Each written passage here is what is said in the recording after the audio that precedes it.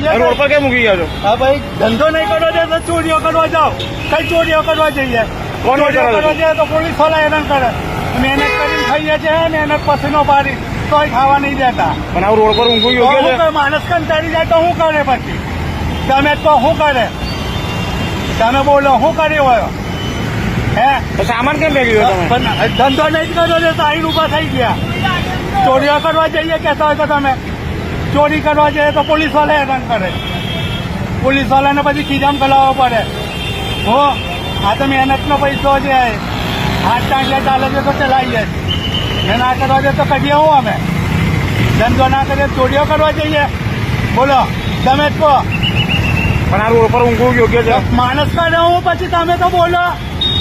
હે, મારી ના જાય તો હું કરે પછી? ઉભો થા.